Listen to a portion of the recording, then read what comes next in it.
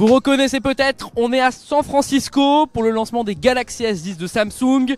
Pour fêter les 10 ans de sa gamme de smartphones phare, la marque coréenne a décidé de lancer 3 modèles, un Galaxy S10, un Galaxy S10 Plus ainsi qu'un Galaxy S10e dont nous parlerons un petit peu plus tard dans la vidéo. Il est là, le Galaxy S10 Plus avec son nouvel écran Infinity O et on vous en parle de suite sur 01net, on les a essayés.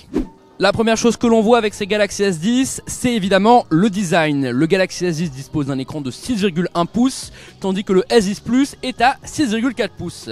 Mais leur particularité, c'est que ces écrans sont Infinity O, c'est l'appellation commerciale utilisée par Samsung, et donc la caméra est directement intégrée dans l'écran sous la forme d'un poinçon en haut à droite. Certes, Samsung n'est pas le premier constructeur à faire ça, puisque le Honor View 20 avait déjà un écran poinçonné avant, sauf que c'est la première fois qu'on voit ça sur un écran AMOLED. Et pas n'importe lequel, puisque Samsung est le premier constructeur à avoir obtenu une certification HDR10+, et à proposer un écran avec un filtre de lumière bleue actif en permanence, ce qui réduit la fatigue visuelle. On a essayé pendant plusieurs minutes l'écran du Galaxy S10, notamment pour regarder des films, pour parcourir les réseaux sociaux, et on peut vous dire que la claque est réellement là. Jamais un écran n'a été aussi immersif sur un smartphone, et on adore vraiment l'utiliser, notamment grâce aux bordures incurvées qui maintenant prennent vraiment tout leur sens. Et puis on vous voit déjà venir, certains vont reprocher à Samsung la bordure en bas de l'écran, et malheureusement vous avez raison, elle est bien là, elle est plus grosse que sur un iPhone X qui reste donc le smartphone record en termes de fine épaisseur du menton. Bref, Samsung aurait pu faire un petit peu mieux, mais bon, c'est pas grave, la claque est quand même là. Une des nouveautés du Galaxy S10, c'est que Samsung rattrape enfin Huawei, qui avec son P20 Pro l'an passé, avait été le premier à proposer un smartphone avec 3 appareils photo. Ici, le nouvel entrant, c'est un capteur ultra grand angle de 16 mégapixels, qui est donc capable de prendre des photos avec beaucoup plus d'angle de vision, et donc on peut faire entrer beaucoup plus de personnes ou un paysage immense d'un seul coup. Pour le reste, on conserve les mêmes capteurs que sur le Galaxy S9 Plus de l'an passé, c'est-à-dire un grand angle traditionnel avec ouverture variable de f1.5 ou de f2.4 et un capteur téléobjectif avec zoom optique x2 de 12 mégapixels. Il y a de quoi donc espérer que le Galaxy S10 envoie du lourd en photo. Durant nos premiers tests, ça a l'air vraiment pas mal. L'ultra grand angle est vraiment très agréable à utiliser. C'est vraiment sympa, surtout en vacances, et on pense que ça risque de séduire les utilisateurs de Galaxy S10.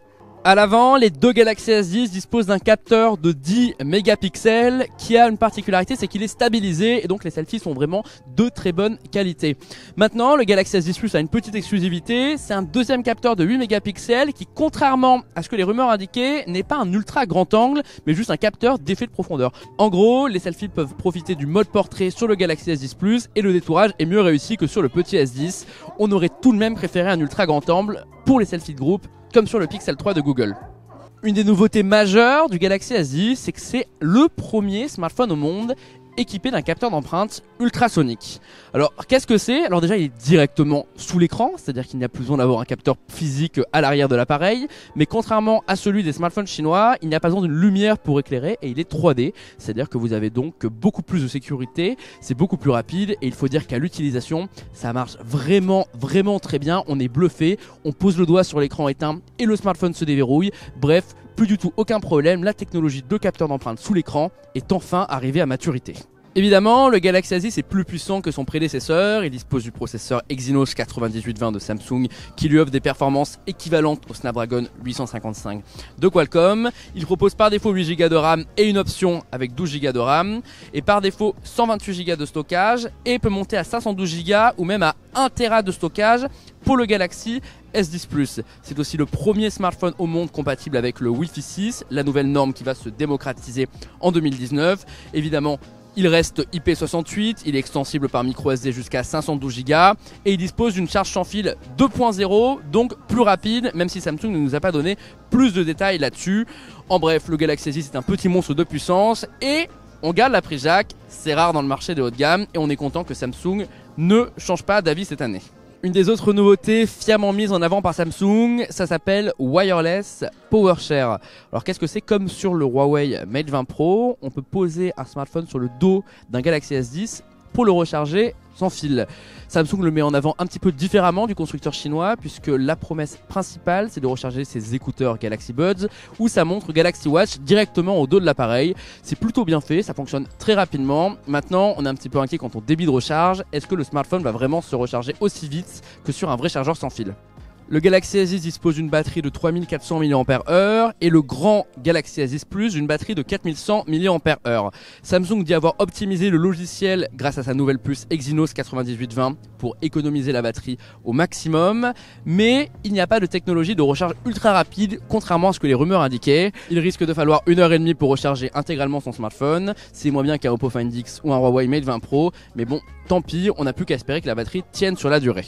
La question que vous vous posez tous, quel prix pour les Galaxy S10? Le petit modèle commence à 909 €, le Galaxy S10 Plus commence à 1009 € et monte jusqu'à 1609 € pour la configuration la plus onéreuse avec 12 Go de RAM et 1 Tera de stockage. Tout est détaillé ici. Et à noter que les Galaxy S10 Plus pour leurs deux configurations les plus haut de gamme sont proposés avec un dos en céramique. C'est une première. Enfin, c'est une nouveauté cette année, un troisième modèle de Galaxy S10, le Galaxy S10e. Celui-là nous plaît vraiment parce qu'il est très compact, avec son écran de 5,8 pouces, il tient en une main et c'est la première fois depuis très longtemps qu'on voit un petit smartphone aussi réussi. Autre particularité, son écran est plat et non pas incurvé sur les côtés, ce qui devrait plaire à beaucoup de personnes qui n'aimaient pas cette technologie de Samsung. Malheureusement, il perd quelques fonctionnalités au passage. Il n'a qu'un double module caméra avec le capteur grand angle et le capteur ultra grand angle. Il n'y a donc pas de téléobjectif sur cet appareil. Le capteur d'empreinte ultrasonique disparaît aussi. C'est sur le bouton latéral à droite de déverrouillage que le capteur d'empreinte se cache. C'était plus économique pour Samsung. Plus économique pourquoi? Parce que le Galaxy S10e est aussi moins cher. Il est vendu avec 6 Go de RAM et 128 Go de stockage. C'est la seule configuration en France au prix de 759 €. C'est donc peut-être le meilleur rapport qualité-prix de la gamme et surtout le smartphone parfait pour les amateurs de petits téléphones. Il y a aussi un quatrième modèle, le Galaxy S10 5G. Il a un écran de 6,7 pouces, une énorme batterie de 4500 mAh, mais il n'arrive pas en France.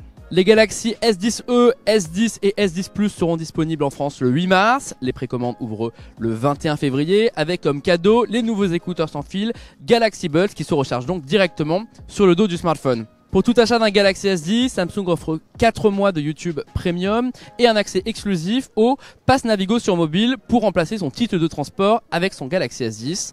On a hâte de les tester à la rédaction et on fait ça rapidement dans les prochaines semaines.